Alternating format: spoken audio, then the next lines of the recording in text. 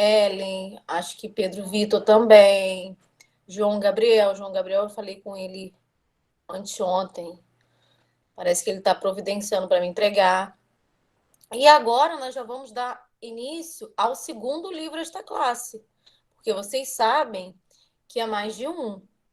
Então, pessoal, façam, quem ainda não fez, faça para me entregar, porque está sem nota em redação. E vocês sabem que no dia 21 começam as provas, né? Daqui a pouquinho eu vou ter que somar e dividir para tirar a média, e tem gente que não tem nota, tá? Então, ainda está em tempo de me entregar. Claro que não vale a mesma pontuação, porque esse trabalho já foi passado há muito tempo, né? E não seria justo dar a mesma nota para quem entregou no dia. Então, quem ainda não fez, corra atrás, faça. Peça, não tem a folha, perdi a folha. Peça a um amigo para enviar as perguntas, copia as perguntas na folha de caderno, responde, tira foto e entrega logo. Porque alguns aqui continuam sem nota. E eu vou pedir para vocês darem início ao livro.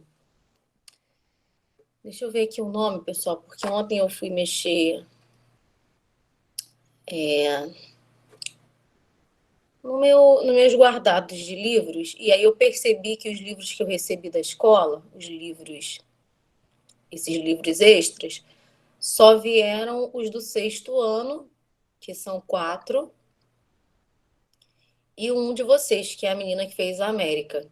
Eu achei até que um aqui, Pantanautilus, fosse do 7º, mas aí ontem uma turma do 6º ano me falou que não, que esse livro é deles, para eu usar com eles. Então a escola só me entregou o livro desta classe do 6º ano e um de vocês.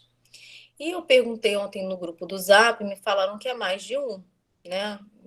Me falaram mais 2 livros. Então eu tenho que ir na escola buscar, mas eu já peço que vocês comecem a adiantar a leitura. Eu até perguntei qual era o que tinha mais página para vocês começarem logo. Então, deixa eu ver aqui um minutinho. Só um minutinho, a câmera vai sumir. Qual é o nome do livro? Não sei se foi Júlia que colocou. Calma aí. Ver se eu acho aqui.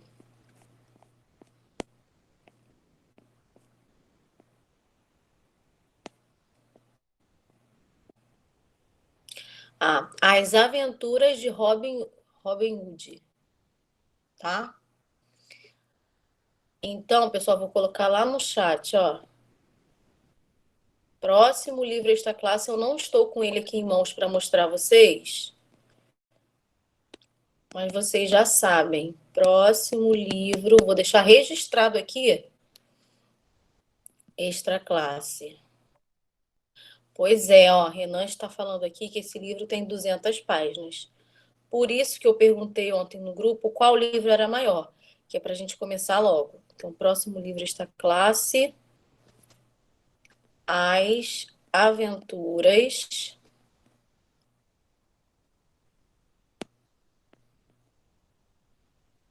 de Robin Hood.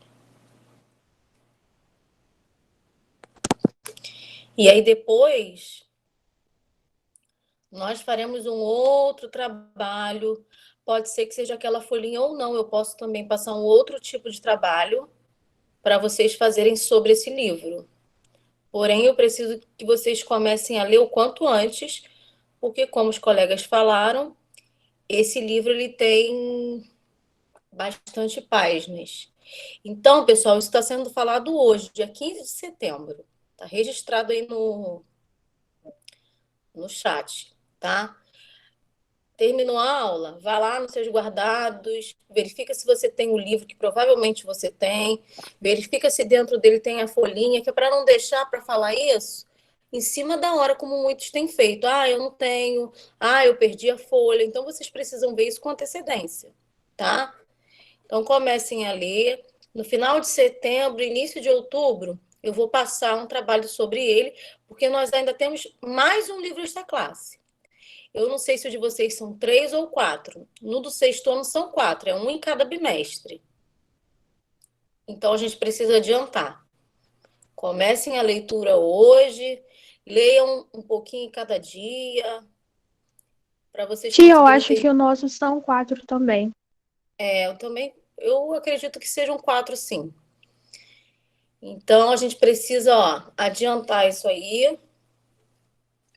No início de outubro, eu vou providenciar um trabalho sobre esse livro, para a gente depois passar para o terceiro, tá? E tem gente que ainda não entregou nem o trabalho do primeiro, pessoal. Esse livro custou dinheiro. São 4, né? Como a Ana Bárbara está falando. Custou dinheiro dos pais de vocês. Então, procurem, façam, tá? Não deixem passar, não. Vamos, então, começar a aula de hoje. Você tem 3, Renan? Eu não posso nem dizer com certeza quantos são, porque eu achei que eu estivesse com todos, mas ontem eu vi que não, que só me entregaram os do 6º ano e um do 7º. Então, o de vocês ficou faltando. Eu sei que o do 6º são 4, tá? Ah, achou, né? Isso aí, tem mais um. Pois é, porque seria sem sentido. Uma turma com 4, outra turma com 3. É um em cada bimestre mesmo. Isso, tá? Então, vocês já podem iniciar as aventuras de Robin Hood. Vamos lá para o módulo 3, página 49.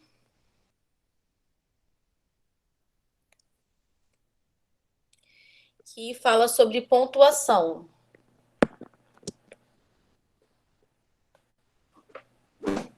Qual página, tia? 49. Eu estive dando uma olhada nessas páginas sobre pontuação. Na verdade, não vem falando de todos os sinais de pontuação. Vem falando apenas de alguns.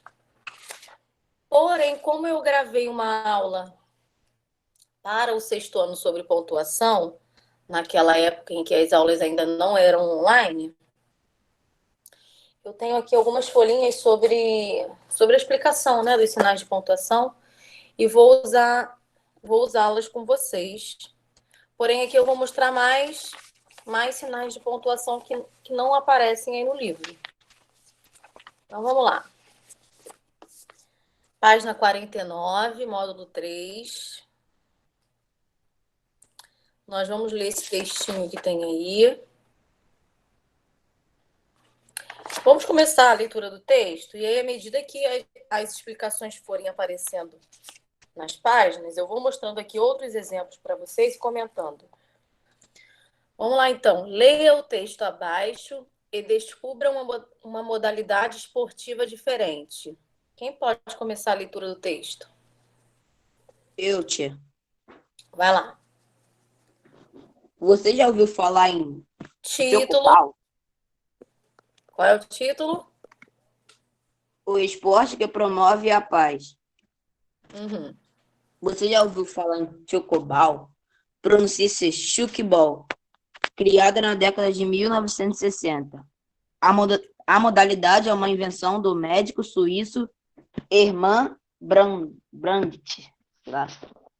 Ele observou que os esportes coletivos ofereciam risco à saúde física dos atletas, principalmente por causa dos casos de violência entre os jogadores, e resolveu criar uma modalidade que não exige contato físico. Daí o apelido de Esporte da Paz. O nome vem da junção das palavras choke, que apresenta o som da batida da bola no quadro, e ball, que significa bola. Com poucas regras, o esporte reúne características de handball e vôlei e pode ser praticado em qualquer espaço, quadra, grama, areia e até piscina. O jogo consiste em não deixar a bola pingar no chão quando é arremessada no quadro, uma espécie de trampolim com rede.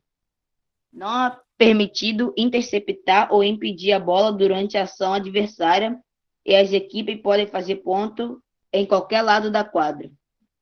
O que é necessário para jogar? Uma bola de handball, um quadro de 100 centímetros, 100 centímetros com rede e inclinação de 55 graus.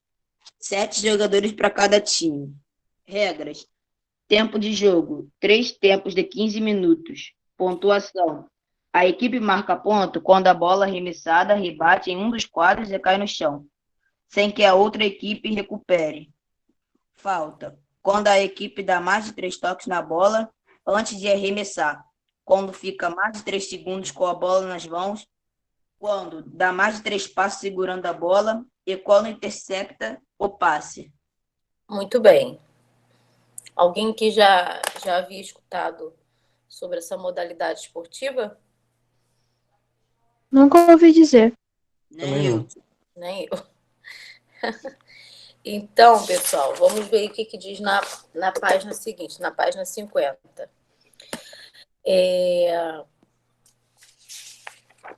Quais sinais de pontuação foram empregados nesse texto? Vamos ver lá quais sinais de pontuação. E aí? Travessão. Travessão. Aonde travessão, Renan? Tá. O que é necessário para jogar. Aí tem a travessão. Aqui eles nem colocaram, esqueceram, mas tudo bem. Mais o quê? Quais outros sinais? Ponto final. Ponto de interrogação, vírgula, Pontos. parêntese, Ponto de interrogação, Tia, aspas pode ser Aspas. considerado. Vírgula. vírgula, Ponto e vírgula. ponto e vírgula. Então, aí foram utilizados vários sinais de pontuação. Parênteses, vão anotando aí. Parênteses, aspas, não precisa ser nessa ordem. Ponto de interrogação.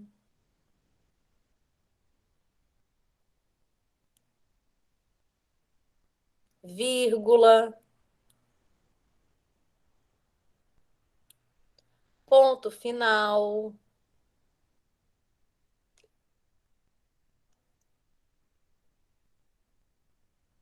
Dois pontos.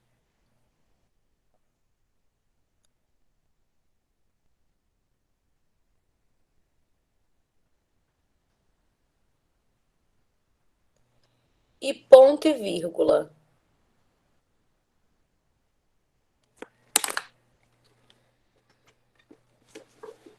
Agora, antes de responder a próxima pergunta e as outras, vamos parar aqui um pouquinho para falar dos sinais de pontuação.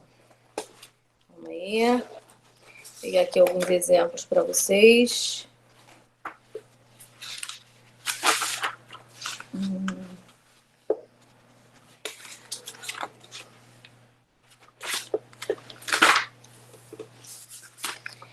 Ó, agora vamos falar então.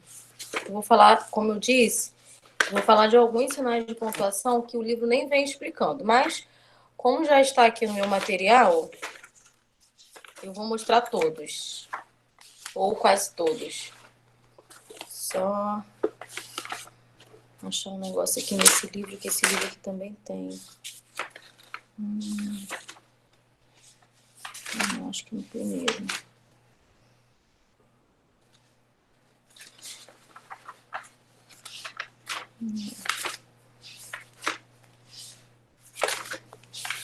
Esse aqui não tem, não. Tá, vamos lá então.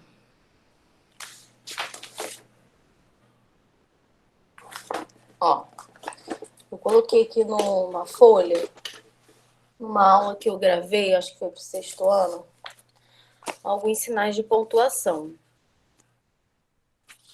Ó, os 2 pontos.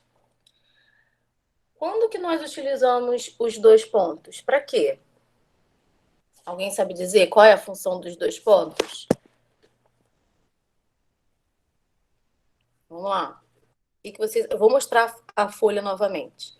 É só para perguntar. Vocês sabem qual é a função dos 2 pontos num texto? Muito fácil, pessoal. Eu tenho certeza que uma função vocês conhecem. Num texto narrativo, por exemplo, quando vem a fala de um personagem, os 2 pontos... Você está falando do personagem. Exatamente. Então, os dois pontos podem ser empregados para anunciar a fala de um personagem. Olha lá. Exemplo. Ele respondeu: não, muito obrigado. Então, aqui, ó, os dois pontos antecedendo, ó, vindo antes da fala de um personagem, tá? Camille, também pode ser utilizado para explicar algo? É utilizado em uma explicação, né? Por exemplo, ó, outra frase que eu coloquei aqui. Quero lhe dizer uma coisa. Eu vou ler e depois eu aproximo, porque tá de caneta. Quero lhe dizer uma coisa. Dois pontos.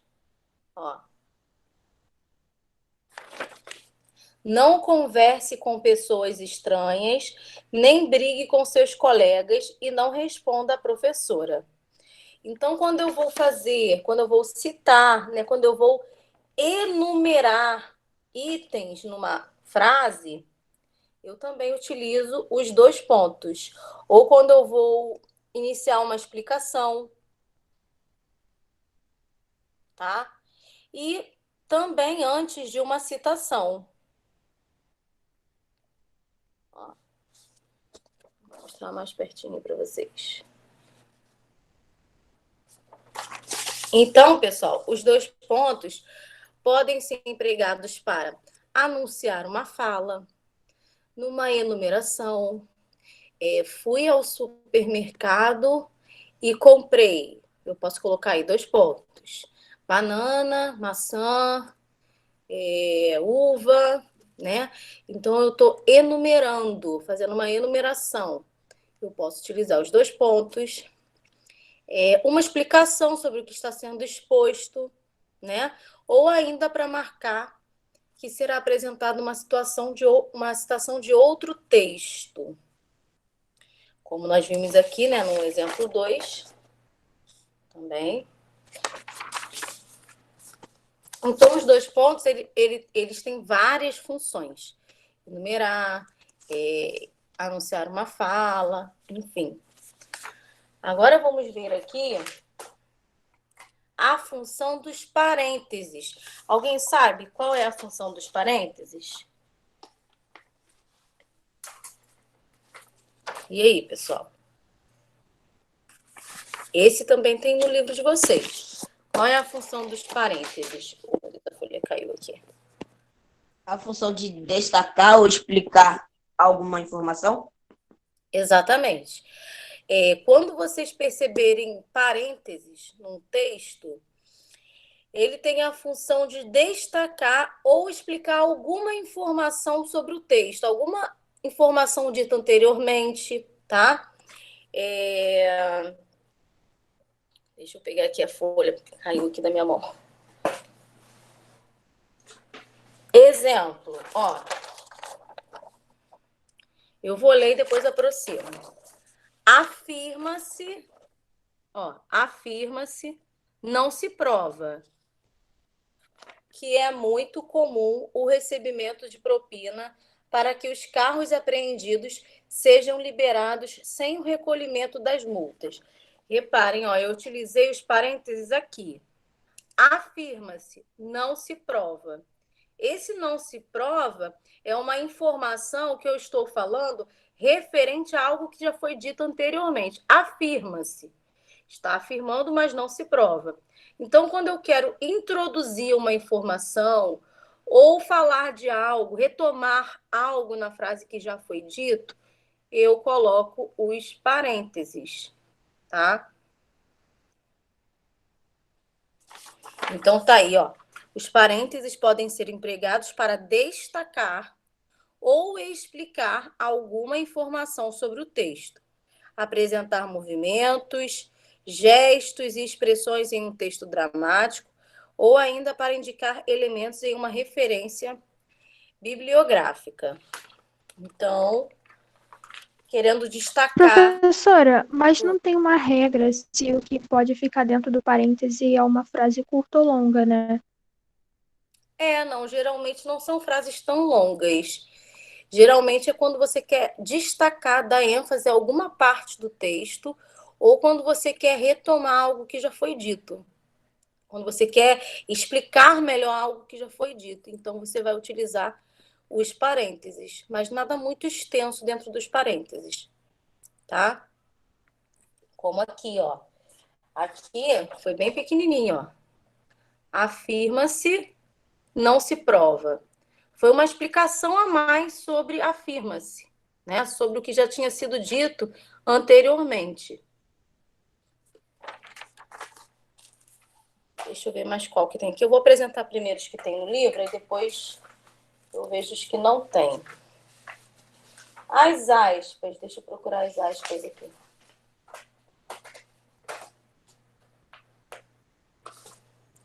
E aí, pessoal, qual é a função das aspas? Alguém sabe pelo menos uma das funções? Quando a gente quer escrever uma expressão ou uma palavra informal. Quando a gente quer destacar uma palavra também no texto. Quando alguém disse algo e a gente quer reproduzir, quer falar de novo. Exatamente, isso vocês fazem direto nas provas, nos testes. Por exemplo, tem lá uma interpretação de texto. Aí, em seguida, vem uma pergunta sobre o texto. Eu vou usar na minha resposta não algo que eu formulei, que foi dito por mim, mas eu vou usar uma resposta do próprio texto.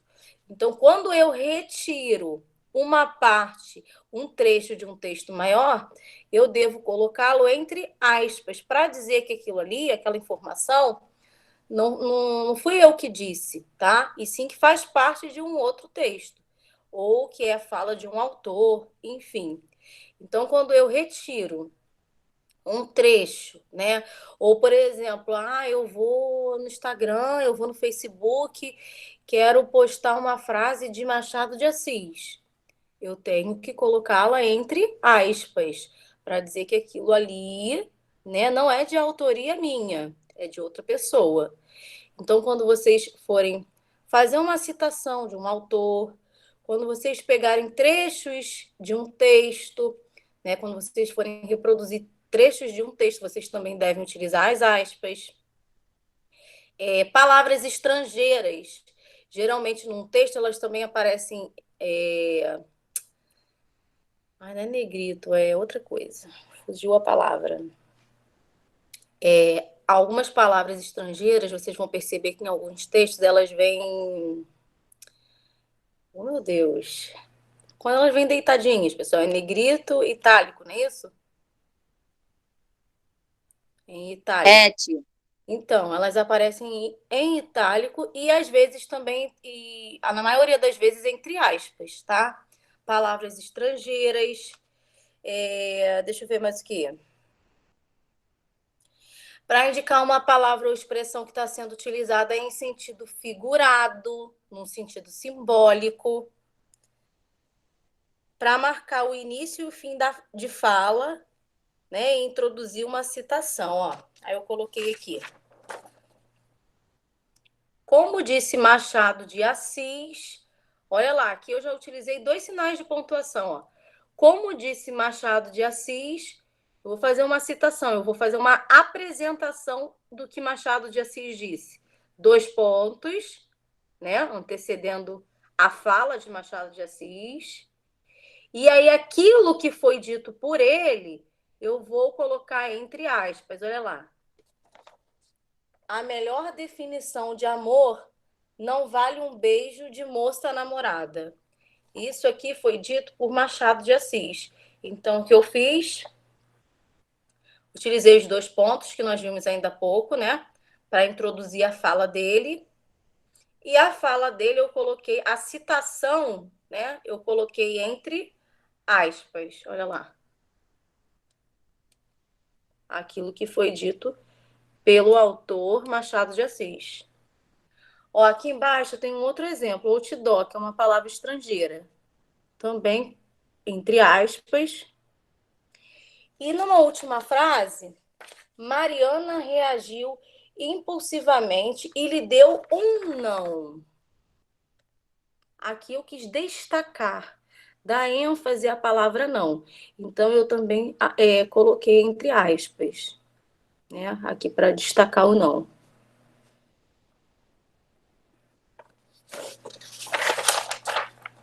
Agora vamos ver qual outro sinal que aparece aí no livro. Parênteses já mostrei, aspas. 2 pontos, ponto e vírgula só. Tem as reticências também.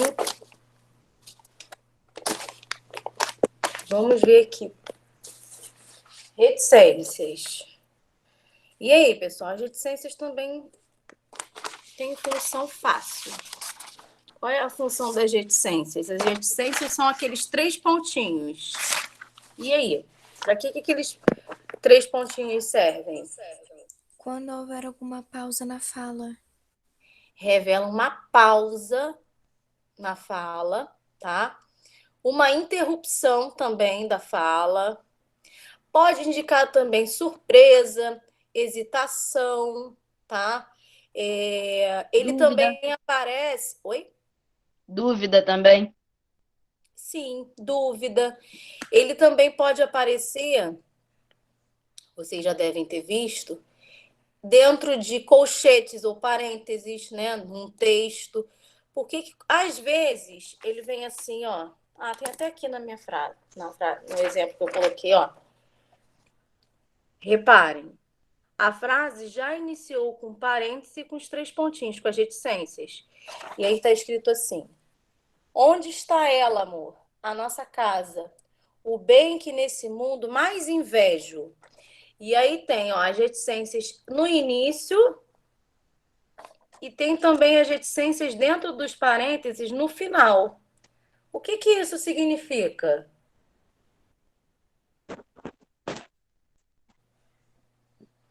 Alguém sabe? Suprimido? Exatamente. Quando vocês perceberem as reticências dentro de parênteses ou colchetes, significa que uma parte do texto foi suprimido. O que é isso? Foi ocultado, foi retirado. Isso aqui, ó, que eu acabei de ler, é só uma parte de um texto maior. Sendo que o início dele, isso aqui, onde está ela? Não é o início do texto, tá? Tem mais coisas antes disso. Então, essa parte que vem antes de onde está ela, essa parte foi suprimida, foi retirada. Então, por isso eu utilizei os parênteses e as reticências, para dizer que antes disso tem mais texto, mas eu suprimi, porque eu queria mostrar só essa parte aqui. E quando eu utilizo no final, significa que essa parte aqui, ó, não é o final do texto, que existe mais texto depois disso aqui. Então, significa que eu suprimi algumas partes, que eu retirei algumas partes de um texto maior, tá?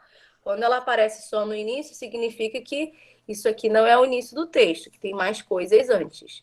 Quando ela aparece no início e no final, é porque aqui também não é o final do texto, tá? Então, as reticências são utilizadas para suprimir trechos de um texto, são utilizadas para indicar uma pausa na fala, uma interrupção do pensamento. Olha lá, ó, no número 1. Eu gostei da nova casa, mas do quintal... Olha lá.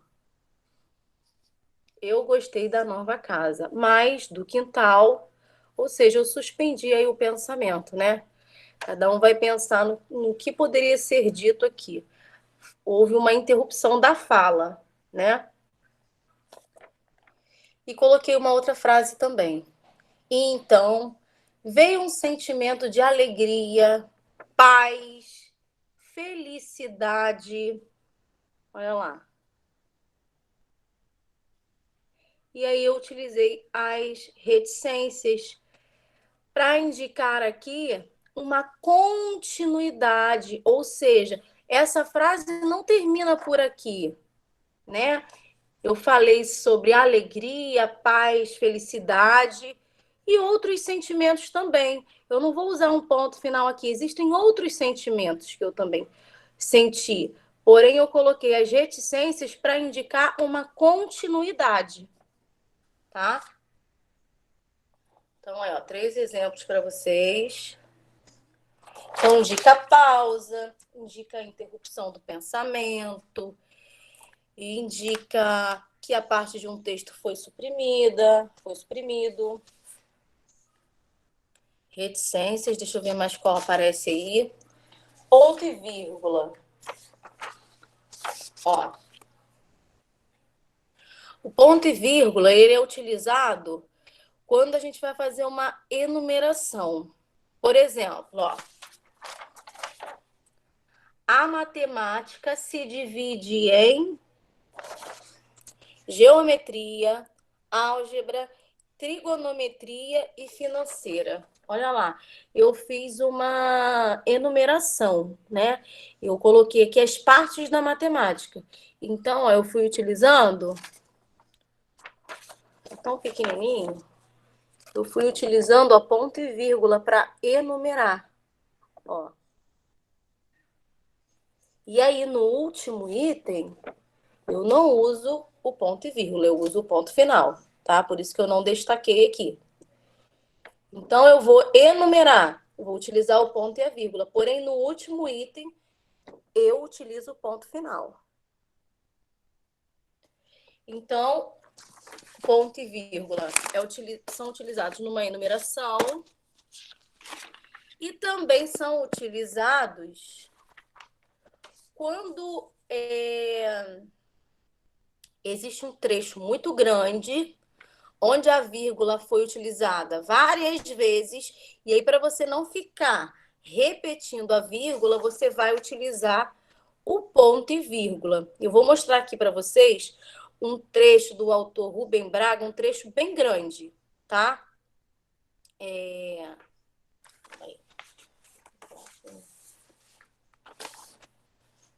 O ponto e vírgula é intermédio, ela fica entre a vírgula e o ponto final. Ela é utilizada entre a vírgula e entre o ponto final. Ó. Eu vou mostrar de longe, vou ler e depois eu aproximo. Repararam aqui que é um trecho bem extenso? O trecho diz assim, ó. Às vezes, também a gente tem o consolo de saber que alguma coisa que se disse, por acaso ajudou alguém a se reconciliar consigo mesmo ou com a sua vida. Sonhar um pouco, a sentir uma vontade de fazer coisa boa. E o nome é ponto e vírgula. Ponto e vírgula porque ele fica no meio, ele fica entre o ponto e a vírgula. Então, ó, reparem, no início desse trecho, eu já utilizei uma vírgula aqui do lado do adjunto adverbial. Ó. Às vezes, também a gente tem... E aí, continuei a frase. E aí, ó, depois de utilizar a vírgula, para eu não repeti-la, já que a oração é bem extensa, eu utilizei, ó, o ponto e a vírgula. Antes eu utilizei a vírgula, ó. A vírgula aqui. Continuei a frase. Repararam que a frase é bem extensa? Então, quando a frase for bem longa, bem extensa, eu utilizo o ponto e a vírgula. Olha lá. E aí, por último, eu utilizei o ponto final. Reparem que aqui, ó, o ponto e vírgula ficou no meio da vírgula, né? No trecho. Ficou no meio da vírgula e no meio do ponto final. Por isso que é ponto e vírgula, tá? Então, ponto e vírgula também é utilizado em períodos longos, em períodos extensos e para fazer uma enumeração. Vou à papelaria e comprarei lápis, borracha, caderno e estojo. Quando eu fizer essa enumeração, eu vou utilizando ponto e vírgula. Ponto e vírgula. No último item, eu coloco ponto final.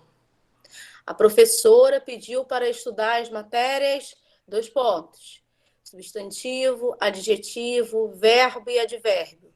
Vou utilizando ponto e vírgula. No último item, eu coloco o ponto final. Tá?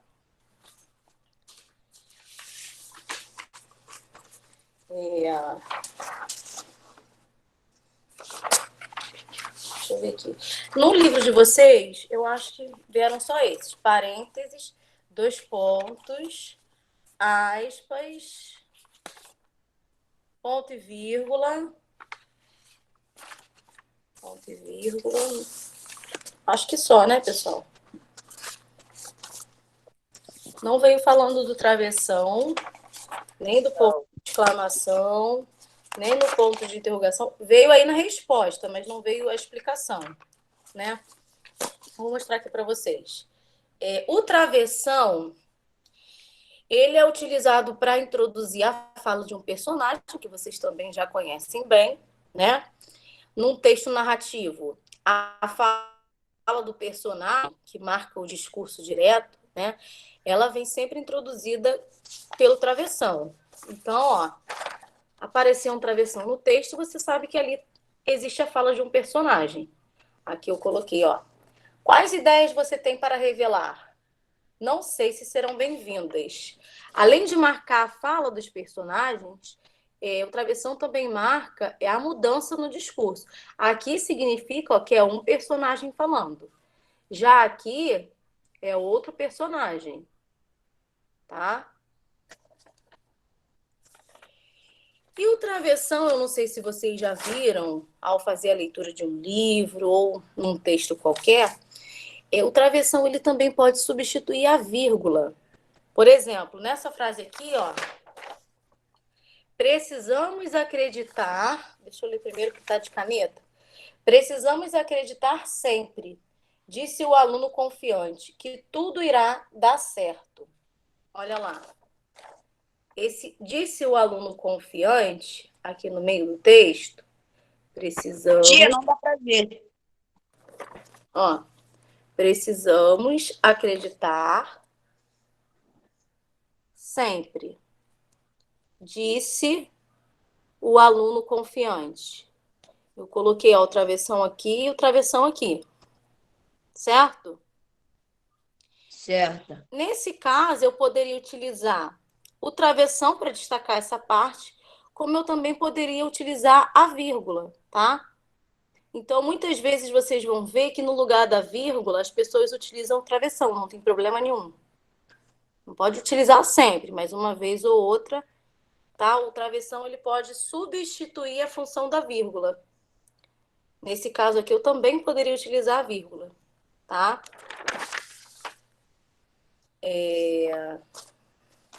Então, o travessão são essas funções, né? Marcar a fala de um personagem e também pode aparecer no lugar da vírgula.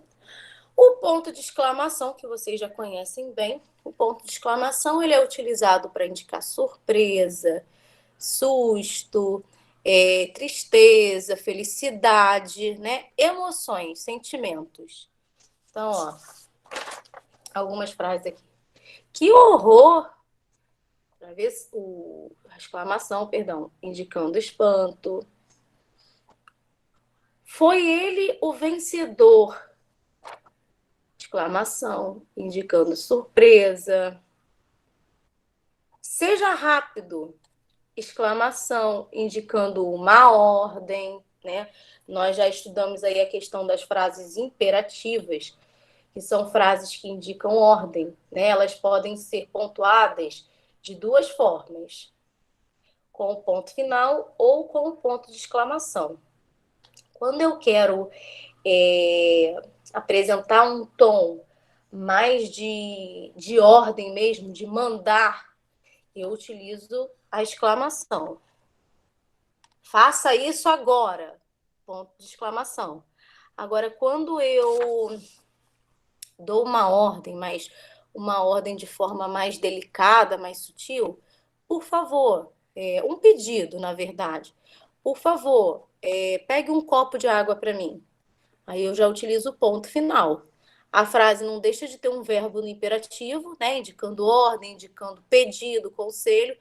Mas quando eu quero ser mais enfática na ordem, faça o dever agora, pare de falar. Aí eu dou preferência ao ponto de exclamação, tá? Então, também indica o ponto de exclamação para indicar ordem, para indicar admiração, você está linda, né? Também utilizado em interjeições, que são pequenas palavrinhas que indicam sensações. Ui, ai, meu Deus. Também utilizado em vocativos, né? Que nós já aprendemos que o vocativo é um chamamento. Foi você mesmo, garoto? Olha lá, ó. A exclamação aqui ao lado do vocativo, garoto. Para expressar desejo. Ó Deus, ajude-me. Então, a exclamação, né, ela pode ser utilizada em várias situações de comunicação. O ponto de interrogação, né, que vocês também conhecem, o guarda-chuva, o famoso guarda-chuva, que é utilizado em perguntas diretas e em perguntas diretas, né? Ó. Você quer ir ao cinema? Ponto de interrogação. O quê? Não acredito. O quê também, ó, ponto de interrogação. Aqui ele está indicando uma surpresa, né? O ponto final, que indica o fim de um pensamento, né? Não quero dizer nada. Ponto final. Fim da frase. Eu amo minha família. Ponto final. Também é utilizado quando queremos abreviar uma palavra, ó. Senhor, observação. Eu não sei se vocês já repararam, quando a gente abrevia a palavra exemplo, né? A gente coloca EX, aí coloca um pontinho do lado do EX e depois os dois pontos. E aí muitas pessoas perguntam, por que utilizam, na verdade, 3 pontos do lado da palavra exemplo? O primeiro ponto é para indicar que ali há uma abreviação. A abreviação da palavra exemplo, igual aqui, em senhor, em observação. E os 2 pontos é para dizer que algo vai ser citado, algo vai ser listado ou mostrado, tá? E a vírgula. A vírgula, pessoal, ela tem, assim, uma série de regras. Se vocês pegarem um livro, colocarem, assim, na parte de pontuação, ou então escreverem no Google o uso da vírgula, vocês vão ver que vai aparecer muita e muita regra. Algumas regras, na verdade, vocês não vão entender porque dependem de algumas matérias que vocês só aprenderam no 8º, no 9º, no ensino médio, tá? E vocês vão ver que são muitas e muitas regras. Então, eu coloquei aqui algumas regras de acordo com a série de vocês, né? O uso da vírgula de acordo com matérias que vocês já aprenderam. Por exemplo, não adianta eu falar que a vírgula é utilizada em orações subordinadas adjetivas porque vocês não tiveram essa matéria ainda. Essa matéria é de 8º, 9º ano. Então, eu coloquei aqui algumas regras de acordo com as matérias que vocês já tiveram. Primeiro exemplo do uso da vírgula, muito fácil. Para separar palavras de mesma função sintática. Olha lá, o menino berrou, chorou, esperneou e dormiu. Então, aqui eu estou usando a vírgula para separar itens, né? No caso, separar palavras de mesma função sintática, que eu estou separando aqui verbos. O menino berrou, vírgula, chorou, vírgula, esperneou. Antes do E, nesse caso, não se usa vírgula, tá, pessoal? A vírgula pode ser, sim, utilizada antes do E, mas não nesse caso aqui. Esse outro caso vocês vão ver depois. Então, nesse caso aqui, para separar itens de mesma função sintática, no caso aqui são verbos, antes do E não tem vírgula. E dormiu. Ponto final. Finalizei a frase. Então, essa é a primeira regra, né, para separar itens. A mesma coisa. Assim como eu posso enumerar, fui banana, ponto e vírgula, maçã, ponto e vírgula, uva. Assim como eu posso colocar um embaixo do outro e utilizar o ponto e vírgula, eu posso escrever direto, como nessa frase aqui, ó. E se quiser também utilizar a vírgula, tá? A não ser que a enumeração seja um pouquinho grande, aí eu dou preferência ao ponto e vírgula. Um outro caso, né? Uma outra regra, porque é tudo regra, pessoal, tudo regra. Uma outra regra para se utilizar a vírgula é quando aparece um vocativo na frase. Só para relembrar, o vocativo é um chamamento, é quando a gente invoca, chama alguém. E esse termo na frase, ele vem acompanhado da vírgula, tá? Quando eu digo assim, professora, posso ir ao banheiro? Professor é um vocativo, né? Um nome que eu escolhi, é uma palavra que eu escolhi para me referir a alguém. Ou quando eu chamo a pessoa pelo próprio nome. Renan, faça a leitura. Renan é o vocativo da frase. Então, o vocativo na escrita, ele vem acompanhado da vírgula. Quando ele aparece no início da frase, ou seja, quando ele é a primeira palavra da frase, uma vírgula após o nome. Por exemplo, Renan, faça a leitura. O vocativo vem no início da frase. Então, eu uso uma vírgula após Renan. Bom dia, pessoal. Pessoal é o vocativo. Eu uso a vírgula depois do bom dia, para separar bom dia de pessoal. O vocativo na frase, ele sempre fica isolado do restante da frase, tá? Ele fica separado.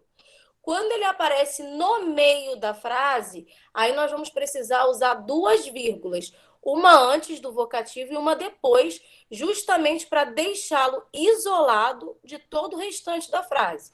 Por exemplo, ó, nessa frase aqui, então, minha amiga, não há mais o que se dizer. Então, minha amiga, não há mais o que se dizer.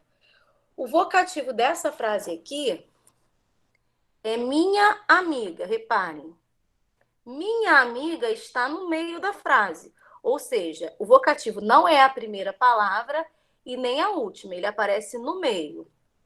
Então, para que eu consiga deixá-lo isolado de todo o restante da frase, o que eu faço? Uso uma vírgula antes, olha lá, antes de minha amiga, e uso uma vírgula depois da palavra amiga. Ele ficou aqui, ó, isolado, separado do restante da frase. Então, minha amiga, não há mais o que se dizer. Se ele viesse aqui, ó, no lugar do então, como eu sugeri a frase, Renan, faça a leitura. Seria uma vírgula só, uma vírgula após Renan, porque eu já separaria Renan, que é o vocativo, de todo o restante da frase.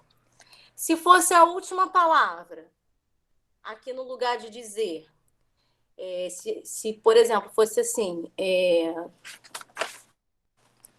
vou embora, professora. Professora é o vocativo, é a última palavra da frase. Eu usaria uma vírgula só antes da palavra professora, né? Que aí a palavra ia ficar ali isoladinha.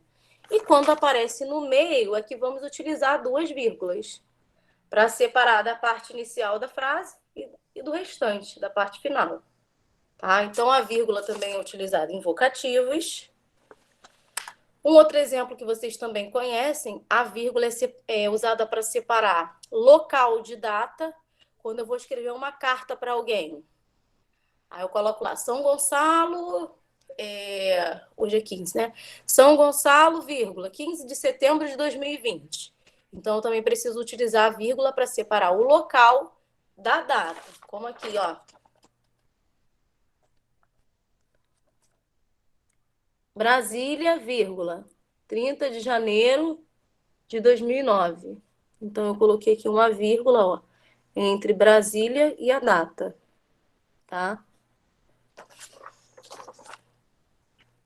A vírgula também é utilizada em expressões explicativas, quando a gente usa em textos. Isto é, ou seja, por exemplo, pois, porém. Então, a gente deve utilizar a vírgula também. Ó, eu coloquei aqui as expressões em que geralmente utilizamos a vírgula, isto é, ou seja, por exemplo. E aí também nós vamos utilizar duas vírgulas quando essas expressões explicativas aparecem. Uma antes e uma depois, tá? Outro caso, tá vendo como são vários casos? Aqui eu coloquei 1, 2, 3, 4, 5. Podia fazer chamada? Tá, não, vou fazer já. Ó, quando numa frase aparece uma expressão que denota tempo, que nada mais é do que adjunto adverbial, mas eu não vou usar esse termo adjunto adverbial porque eu não falei ainda sobre isso. Eu já falei sobre os advérbios, que é quase a mesma coisa. Mas aqui para agora, para a explicação de agora, quando aparece uma expressão, né, no início de uma frase, uma expressão que ela está deslocada na frase, que ao invés de ela aparecer no final, ela vai para o início, e essa expressão indica tempo, nós também utilizamos a vírgula. Então, por exemplo, ó, depois das 7 horas, todo o comércio está de portas fechadas. Vou chegar um pouquinho para trás, ó. Reparem, depois das 7 horas, eu tenho uma expressão aqui que indica tempo. Na verdade, é um adjunto adverbial, como eu falei. Essa expressão ela está deslocada na frase. Na verdade, a ordem natural seria: todo o comércio está de portas fechadas depois das 7 horas. Porém, eu desloquei essa expressão. Eu trouxe ela do final da frase para o início. Então, eu também utilizo a vírgula. Tá? Não só em expressões que indicam tempo, mas também em expressões que indicam lugar.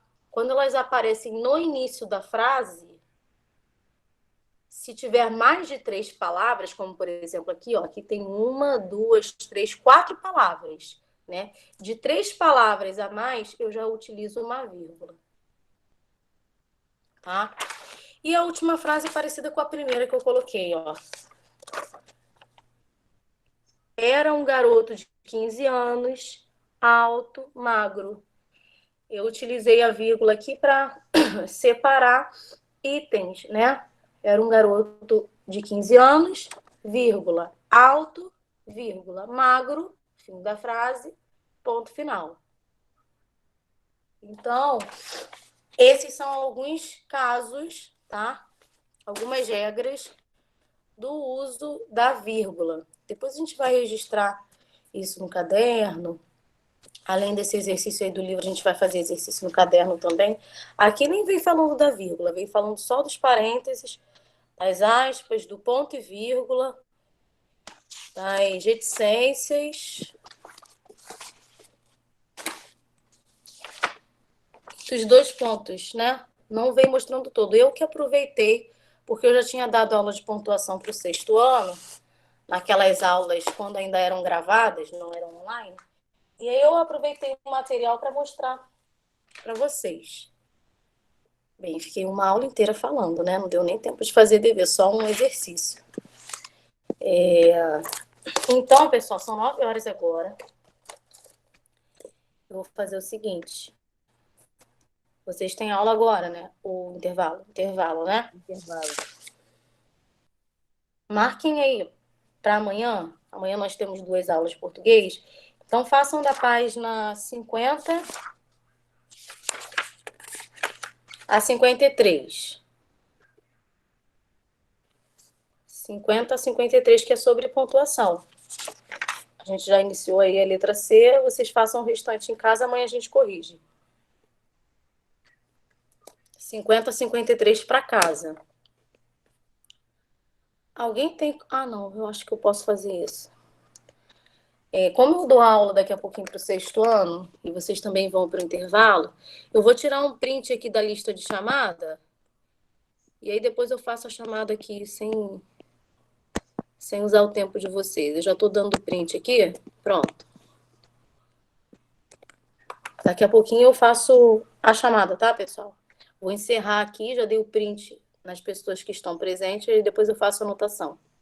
Tá bem? Só para não tomar tempo. Então, até amanhã. Beijinho, fiquem com Deus. Tchau, Bom dia. Camila. Tchau. Tchau. Até amanhã. Beijo. Até amanhã. Tchau, tia. Tchau, Camille. Até amanhã. Tia, Amanhã. eu cheguei 8h20 na aula, tá bom? Tá. Assim, não teve muita escrita, só teve mais explicação. Mas amanhã a gente continua. Tá bem? Tá bom, tia. Beijo. Beijo.